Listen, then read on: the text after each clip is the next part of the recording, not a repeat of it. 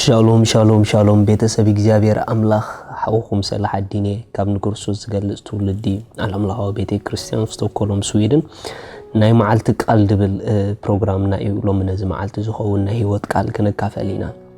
ሎም ንካፈሎ ቃል ካብ ኩሉ ንላዕሊ ንወንጌል ንቀድም ዝብል እዩ ካብ ኩሉ ንላዕሊ ንወንጌል ንቀድም ሪኢኹም ኣሕዋት ክርስቲያን ኣብ ህይወቱ ቀዳማይ ደረጃ ክሰርዖ ዘለዎ ኣብ ኩሉ ምንቅስቃሳቱ ንወንጌል እዩ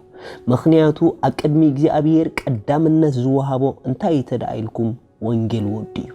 ስለዚ በሐቂ እቶም ካብ አምላኽ ዳግም ዝተወለድና ድማ ቅድሚ ሁሉ ነገር ኣብ ህይወትና ቀዳማይ ክንሰርዖ ዝግበአና ወንጌል እዩ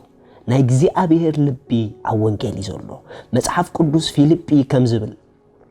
ፊልጵ ምዕራፍ 1 ካብ 27 ካብቶም ተጻረርቲ በሓደ ነገር እኳ ከይሰንበድኩም እትናኣታቶም ንጥፍኣት ንዓኻትኩም ግና ንምድሓን ምልክት እዩ እዚ ኸኣ ካብ አምላኽ እዩ መጽኤ ክሪኤኩም እንተኾይነ ወይስ ከየለኹ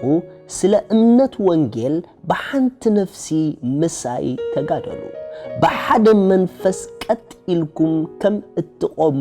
ምእንቲ ክሰምዕ ሓንትስ ንብረትኩም ንወንጌል ክርስቶስ ዝበቅዕ ጥራይ ይኹን ኢየሱስ ንዘለዓለም ጎይታ እዩ ሓንትስ ንብረትኩም ንወንጌል ኢየሱስ ክርስቶስ ዝበቅዕ ጥራይ ይኹን ሪኢኹም ኣሕዋት ኩሉ ነገር ኣብ ኢድና ዘሎ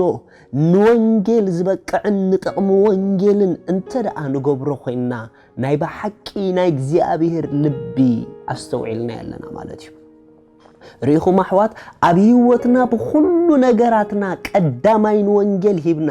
እግዚአብሔር ዝሃበና ዘበለ ድማ ንጥቕሚ ወንጌል እንተደኣ ሪሊዝ ንገብሮ ኮይና ናይ በሐቂ ናይ እግዚአብሔር ልቢ ኣለና ማለት እዩ ንብረትና ሁሉ ወንጌል ክኸብረሉ ይግባእ እዩ ብዘለና ሁሉ ንወንጌል ክንወሃብ ይግብአና እዩ ምኽንያቱ ካብ ኩሉ ነገርና ወንጌል ወዱ ይበልጽ ቢዝነስ ዲዘለኩም በቢዝነስኩም ንወንጌል ሳፖርት ግበሩ በቢዝነስና ንወንጌል ሳፖርት ንግበር በገንዘብና ንወንጌል ሳፖርት ንግበር ወንጌል ንኽሰፍሕ ወንጌል ንኽስራሕ ዘለና ዘበለ ንሃብ ዘለና ዘበለ ንጥቕሚ ወንጌል ኣእዳውና ንዘርግሕ ንምንታይ ተተባሃለ ካብ ኩሉ ዝበለጸ ወንጌል ስለ ዝኾነ ካብ ኩሉ ዝዓበየ ወንጌል ስለ ዝኾነ እንተ ደኣ ወፂና ወንጌል ክሰብኽ ዘይከኣልና ነቶም ንወንጌል ወፂኦም ዝጎዩ ብዘለና ነገር ሳፖርት ንግበሮም ብዘለና ነገር ንደግፎም ብገንዘብና ምስኦም ንጉየ ንምንታይ ተተባሃለ እቲ ንወንጌል እንገብሮ ኢንቨስትመንት ኩሉ ኣብታ ዘይተሓልፍ ሰማያዊት ሃገርና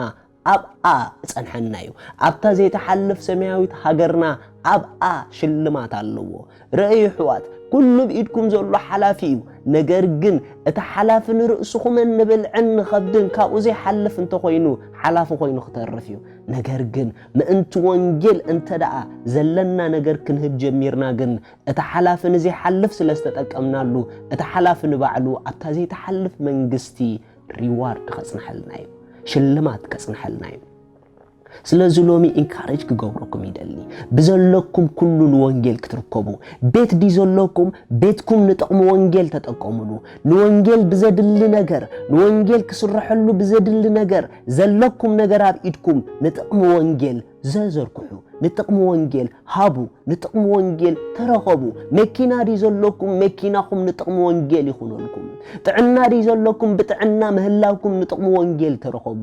ጊዜ ዲዘለኩም ጊዜኹም ንጥቕሚ ወንጌል ይኹን ዘለና ዘበለ ሁሉ ኣብ ናትና ነገር ቀዳምነት ንወንጌል ንሃብ ኣብ ገንዘብና ኣብ ህይወትና ኣብ ቤትና ኣብ ኩሉ ቀዳምነት ወንጌል ክወሃብ ይግብኦ እዩ ምኽንያቱ ወንጌል ክስበኽ ኣለዎ ወንጌል ክስራሕ ኣለዎ ወንጌል ከስፋሕፋሕ ኣለዎ እግዚአብሔር እቶም ንወንጌል ዘለዎም ዝቡ ንዕኦም ብዝደለይዎ በሐቂ ይርከበሎም እዩ ንምንታይ ተተባሃለ ንዕኦም ብዝተረኸበሎም መጠን ናይ ልቡ ፍቓድ ከም ዝፍጸም ይፈልጥ እዩ ስለዚህ ሎሚ ኢንካሬጅ ገብረኩም አለኹ ንስለ ወንጌል ዝጎዩ ትፈልጥዎም አገልገልት እንድሕራለው ኪዱ ከድኩም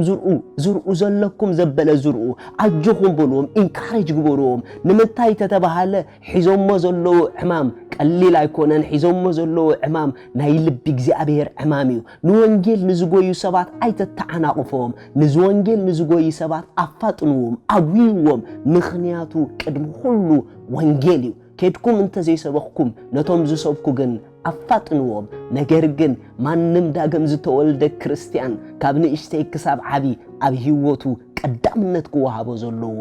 ወንጌል መንግስቲ አምላኽ እዩ ሻሎም